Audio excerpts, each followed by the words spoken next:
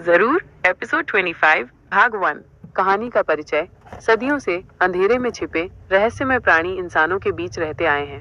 वे पिशाच हैं, शाश्वत जीवन और अलौकिक शक्तियों वाले जीव। लेकिन उनकी प्यास, खून की प्यास, उन्हें शाश्वत संघर्ष में उलझा देती है। रुद्र, एक प्राचीन और शक्तिशाली पिशाच, इसी संघर्ष का प्रतीक है। वह एक तरफ अपनी प्यास से लड़ता है, तो दूसरी तरफ इंसानों के साथ एक शांतिपूर्ण सह अस्तित्व स्थापित करने की कोशिश करता है।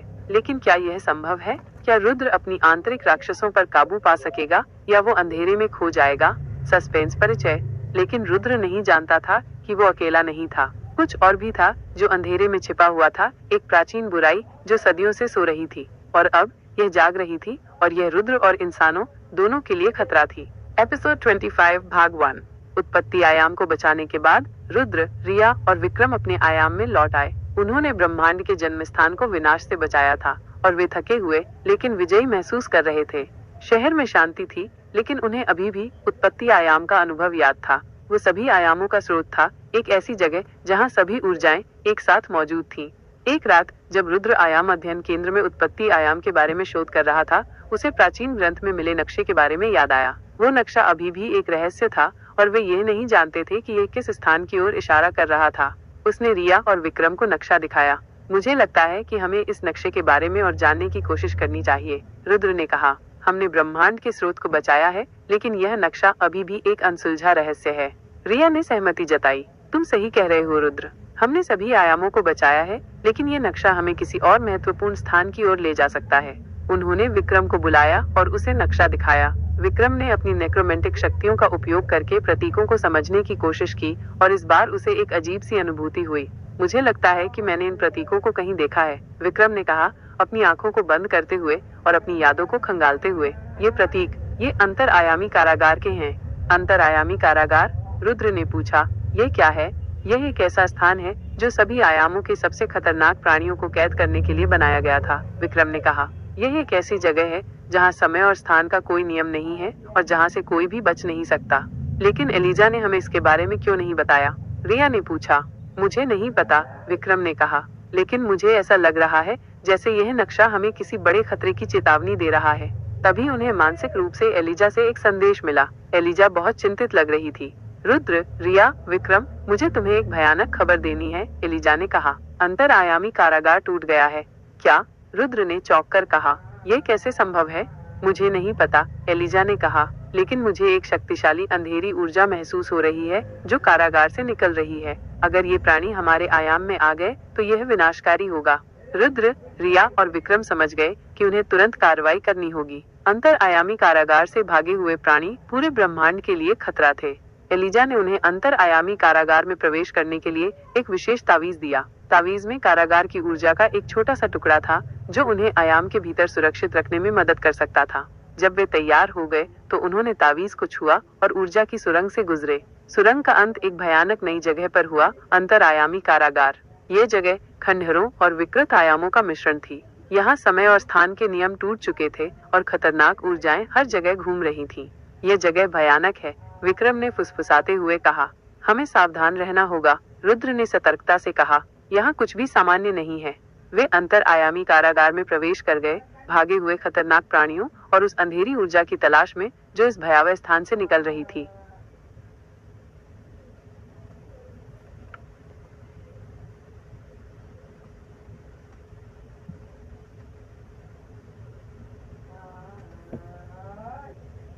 जरूर। एपिसोड 25 भाग 2।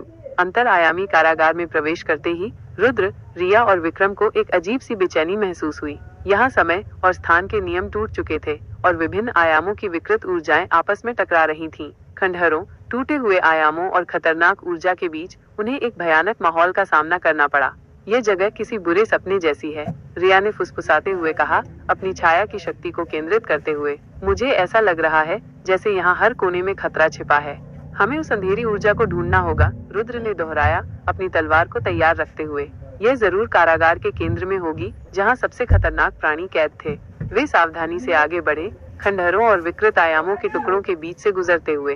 रास्ते में उन्हें अजीबोगरीब और भयानक प्राणी मिले जो कारागार से भाग निकले थे। ये प्राणी विभिन्न आयामों के सबसे खतरनाक जीव थे जिनकी शक्तियां और रूप भयानक थे। देखो, विक्रम ने फुसफुसाते हुए कहा, एक विशालकाय प्राणी की ओर इशारा करते हुए, जिसका शरीर आग और बर्फ से बना था। यह अग्निहिम दानव है। इसे 1000 साल पहले कैद किया गया था। उन्हें कई और खतरनाक प्राणियों का सामना करना पड़ा, छाया शिकारी, समय चोर और वास्तविकता विरूपक। हर एक अपनी तरह का शक्तिशाली और खतरनाक था। रुद्र, रिया और विक्रम को अपनी सारी शक्ति और कौशल का उपयोग करके उनसे बचना या लड़ना पड़ा। जैसे ही वे कारागार के केंद्र के करीब पहुंचे, अंधेरी ऊर्जा और भी ज्यादा शक्तिशाली हो गई। उन्होंने देखा कि कारागार की दीवारें टूट रही थीं और काले धुएं के बादल हर जगह फैल रहे थे। ये जरूर अंधेरी ऊर्जा का स्रोत है, विक्रम ने कहा, अपनी नेक्रोमेंटिक शक्तियों का उपयोग करके धुएं का विश्लेषण करते हुए। यह कारागार की सुरक्षा को नष्ट कर रहा है और प्राणियों को मुक्त कर रहा है। वे कारागार के केंद्र में पहुंचे, जो एक विशालकाय खंडहर था। यहाँ एक काले रंग का ऊर्जा स्रोत चमक रहा था, जिससे भयानक अंधेरी ऊर्जा निकल रही थी। यह वो है, रुद्र ने कहा, अपनी तलवार को कसकर पकड़ते हुए। यही वो अंधेरी ऊर्जा है जो कारागार को तोड़ रही है। तभी काले ऊर्जा स्रोत से एक भयानक आकृति निकली। यह एक विशालकाय छाया प्राणी था, जिसकी आंखें लाल अंगारों की तरह चमक रही थीं और जिसका शरीर शुद्ध अंधेरी ऊर्जा से बना था। तुम मेरी स्वतंत्रता को चुनौती देने की हिम्मत कैसे कर सकते हो? छाया प्राणी ने भयानक आवाज में कहा, जो कारागार के खंडहरों में गूंज रही थी। यह कारागार अब मेरा है और जल्द ही सभी आयाम मेरे होंगे। तुम इन प्राणियों को मुक्त करके पूरे ब्रह्मांड को खतरे में डाल रहे हो, रिया ने दृढ़ता से कहा। हम तुम्हें ऐसा नहीं करने देंगे, छाया प्राणी ने उपहास करते हुए कहा। तुम छोटे कीड़े मेरी शक्ति का मुकाबला नहीं कर सकते। उसने अपनी काली ऊर्जा को केंद्रित किया और उन पर हमला कर दिया। रुद्र, रिया और विक्रम ने मिलकर छाया प्राणी से लड़ाई शुरू कर दी। रुद्र ने अपनी तलवार से वार किया, रिया ने छाया के दिल से ऊर्जा किरणें छोड़ी और विक्रम ने अपनी नेक्रोमेंटिक ऊर्जा का उपयोग करके प्राणी को बांधने की कोशिश की। लेकिन छाया प्राणी बहुत शक्तिशाली था। उसकी काली ऊर्जा कारागार की विकृत ऊर्जा को सोखकर और भी ज्यादा मजबूत हो रही थी। हमें इस काले ऊर्जा स्रोत को नष्ट करना होगा, रुद्र ने चिल्लाकर कहा, एक ऊर्जा झोंके को चकमा देते हुए। ये उसकी शक्ति का स्रोत है। वे काले ऊर्जा स्रोत की ओर बढ़ने लगे, लेकिन छाया प्राणी ने उन्हें रोकने के लिए अपनी काली ऊर्जा के कई हमले किए। उन्हें मुश्किल से चकमा देने का समय मिल रहा था। लड़ाई और भी ज्यादा तीव्र होती गई और कारागार की अस्थिर ऊर्जा लगातार बढ़ रही थी। रुद्र, रिया और विक्रम जानते थे कि उन्हें जल्दी ही कुछ करना होगा या कारागार से भागे हुए प्राणी पूरे ब्रह्मांड में फैल जाएंगे।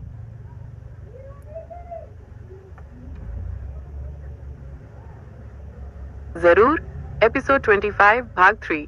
काले ऊर्जा स्रोत के पास पहुंचने के लिए रुद्र, रिया और विक्रम को छाया प्राणी के लगातार हमलों से जूझना पड़ा। उसकी अंधेरी ऊर्जा कारागार की विकृत ऊर्जा को सोख रही थी, जिससे वो और भी शक्तिशाली हो रहा था। कारागार से भागे हुए खतरनाक प्राणी भी उनके आसपास घूम रहे थे, जिससे स्थिति और भी नाजुक हो गई थी। यह बहुत मुश्किल है, विक्रम ने हांफते हुए कहा, एक वास्तविकता विरूपक के हमले को चकमा देते हुए। हमें इस छाया प्राणी को जल्दी ही रोकना होगा। हमें उस काले ऊर्जा स्रोत को नष्ट करना ही होगा, रुद्र ने दोहराया, अपनी तलवार से छाया प्राणी के एक वार को रोकते हुए। वही उसकी शक्ति का स्रोत है। रिया ने महसूस किया कि छाया प्राणी की ऊर्जा कारागार की विकृत ऊर्जा से जुड़ी हुई है। हमें इसे अलग करना होगा, उसने कहा। अगर हम ऊर्जा के प्रवाह को बाधित कर दें, तो हम उसे कमजोर कर सकते हैं। लेकिन कैसे? रुद्र ने पूछा, एक और हमला चकमा देते हुए। रिया ने एलिजा द्वारा दिए गए तावीज को देखा। उसमें कारागार की ऊर्जा का एक छोटा सा टुकड़ा था। मुझे लगता है कि ये मदद कर सकता है, उसने कहा। अगर हम इसकी ऊर्जा का उपयोग काले ऊर्जा स्रोत को अलग करने के लिए करें, तो शायद हम सफल हो सकते हैं। उन्होंने मिलकर तावीज की ऊर्जा को केंद्रित किया। रिया ने अपनी छाया की शक्ति का उपयोग करके ऊर्जा को काले ऊर्जा स्रोत की ओर निर्देशित किया, जबकि रुद्र और विक्रम ने छाया प्राणी और अन्य भागे हुए प्राणियों को व्यस्त रखा। जैसे ही तावीज की ऊर्जा काले ऊर्जा स्रोत से टकराई, एक जोरदार गड़गड़ाहट हुई। काले ऊर्जा स्रोत से निकलने वाली अंधेरी ऊर्जा थोड़ी देर के लिए अस्थिर हो गई और छाया प्राणी चीख उठा। यह क्या है? वो क्रोध से दहाड़ा। तुम मेरी शक्ति को कमजोर नहीं कर सकते। लेकिन रुद्र ने देखा कि रिया की योजना काम कर रही थी। काले ऊर्जा स्रोत से ऊर्जा का प्रवाह बाधित हो गया था और छाया प्राणी कमजोर हो रहा था। अब, रुद्र ने चिल्लाकर कहा, हमें इस पर हमला करना होगा। तीनों ने अपनी सारी शक्ति को केंद्रित किया और छाया प्राणी पर एक साथ हमला कर दिया। रुद्र ने अपनी तलवार से वार किया, रिया ने छाया के दिल से ऊर्जा किरणें छोड़ी और विक्रम ने अपनी नेक्रोमेंटिक ऊर्जा का उपयोग करके प्राणी को बांधने की कोशिश की। इस बार उनके हमले और भी ज्यादा शक्तिशाली थे। छाया प्राणी दर्द से चीख उठा और उसकी अंधेरी ऊर्जा अस्थिर होने लगी। नहीं, वह चिल्लाया, तुम मुझे हरा नहीं सकते। लेकिन बहुत देर हो चुकी थी। उनके संयुक्त हमले ने छाया प्राणी को बुरी तरह से घायल कर दिया था। उसकी अंधेरी ऊर्जा धीरे धीरे विलीन होने लगी और उसका शरीर धुएं में बदलने लगा। मैं मैं वापस आऊंगा, उसने फुसफुसाते हुए कहा और फिर पूरी तरह से गायब हो गया। छाया प्राणी के गायब होते ही काले ऊर्जा स्रोत में दरारें पड़ने लगी। वो टूटकर बिखर गया और उसकी अंधेरी ऊर्जा पूरी तरह से नष्ट हो गई। कारागार की अस्थिर ऊर्जा शांत होने लगी और भागे हुए प्राणी भ्रमित और कमजोर दिखने लगे। हमें इन प्राणियों को वापस कारागार में बंद करना होगा, एलिजा ने मानसिक रूप से कहा। तावीज की ऊर्जा का उपयोग करके उन्हें वापस उनके आयामों में भेजो। रुद्र, रिया और विक्रम ने मिलकर तावीज की ऊर्जा का उपयोग करके भागे हुए प्राणियों को उनके संबंधित कारागारों में वापस भेजना शुरू कर दिया। ये एक कठिन और समय लेने वाला काम था, लेकिन उन्होंने हार नहीं मानी। अंततः सभी खतरनाक प्राणियों को वापस कैद कर लिया गया और अंतरआयामी कारागार में फिर से शांति स्थापित हो गई। रुद्र, रिया और विक्रम थके हुए लेकिन विजयी खंडहरों के बीच गिर पड़े। उन्होंने एक बड़े खतरे को टाल दिया था। हमने कर दिखाया, रिया ने मुस्कुराते हुए कहा। हाँ, रुद्र ने सहमति जताई, लेकिन हमें हमेशा सतर्क रहना होगा। ब्रह्मांड में अभी भी कई खतरे छिपे हुए हैं। विक्रम ने तावीज को देखा जो अब शांत चमक रहा था। इस छोटे से पत्थर ने एक बार फिर हमारी मदद की। उन्होंने अंतरआयामी कारागार को विदाई दी और अपने आयाम में वापस जाने का फैसला किया। वे जानते थे कि उनकी यात्रा अभी खत्म नहीं हुई थी और वे हमेशा ब्रह्मांड की रक्षा करने के लिए तैयार रहेंगे।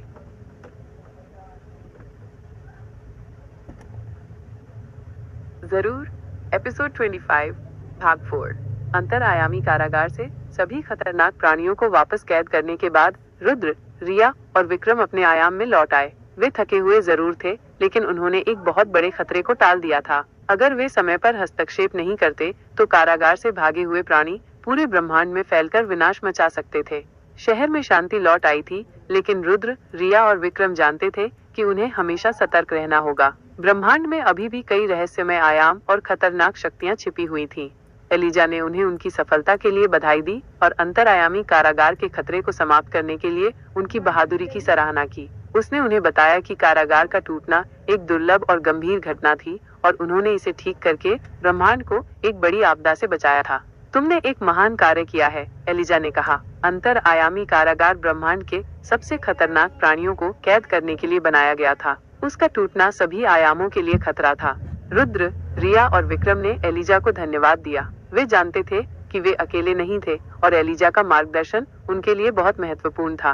कुछ दिनों तक शहर में शांति बनी रही। रुद्र और रिया ने आयाम अध्ययन केंद्र में अपना काम जारी रखा और विक्रम ने अपनी नेक्रोमैंटिक पढ़ाई को और भी ज्यादा गंभीरता से लिया। एक शांत शाम, जब रुद्र और रिया छत पर बैठे तारों को देख रहे थे, रुद्र ने प्राचीन ग्रंथ में मिले नक्शे के बारे में सोचा। उन्होंने ब्रह्मांड के कई खतरनाक आयामों की यात्रा की थी, लेकिन उस नक्शे का रहस्य अभी भी अनसुलझा था।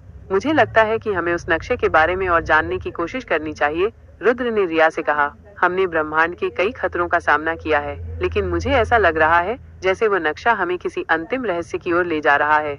रिया ने सहमति जताई। तुम सही कह रहे हो रुद्र, हमने सभी आयामों को बचाया है, लेकिन वह नक्शा अभी भी एक अनसुलझा सवाल है। उन्होंने विक्रम को बुलाया और उसे नक्शा दिखाया। विक्रम ने अपनी नेक्रोमेंटिक शक्तियों का उपयोग करके प्रतीकों को समझने की कोशिश की और इस बार उसे एक अजीब सी अनुभूति हुई।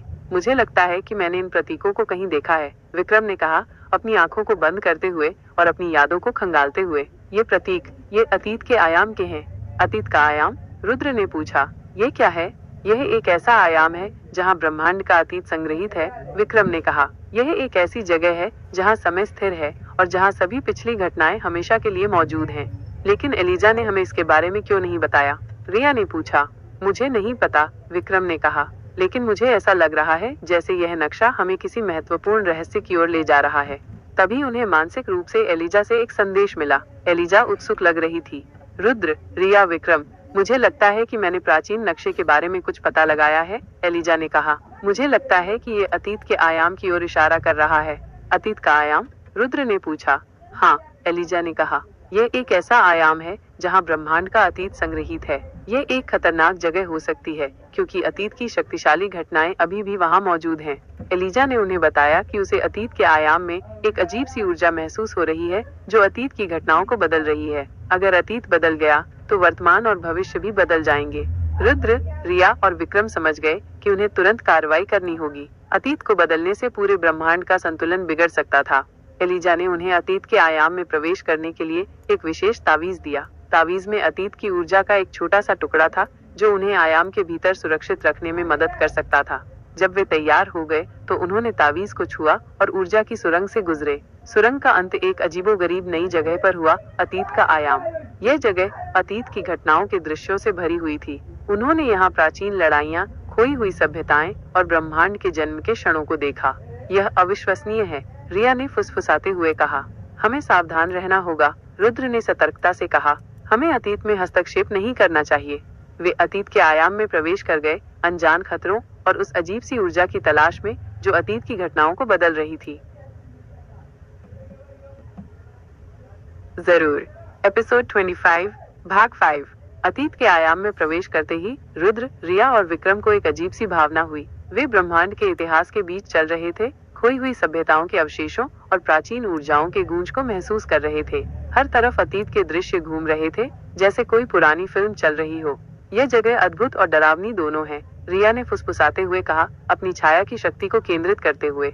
हमें बहुत सावधान रहना होगा कि हम किसी भी चीज को न छुएं।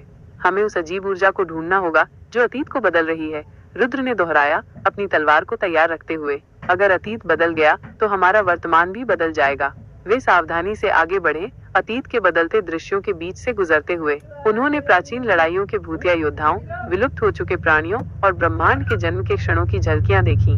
देखो, विक्रम ने फुसफुसाते हुए कहा, एक ऐसे दृश्य की ओर इशारा करते हुए जहां एक शक्तिशाली प्राणी एक तारे को नष्ट कर रहा था। यह तारा भक्षक है। इसे ब्रह्मांड के शुरुआती दिनों में कैद किया गया था। उन्हें कई और शक्तिशाली और खतरनाक अतीत की घटनाओं के अवशेष मिले। हर एक में विनाश और खतरे की क्षमता थी। रुद्र, रिया और विक्रम को बहुत सावधानी से चलना पड़ा ताकि वे अतीत में कोई बदलाव न करें।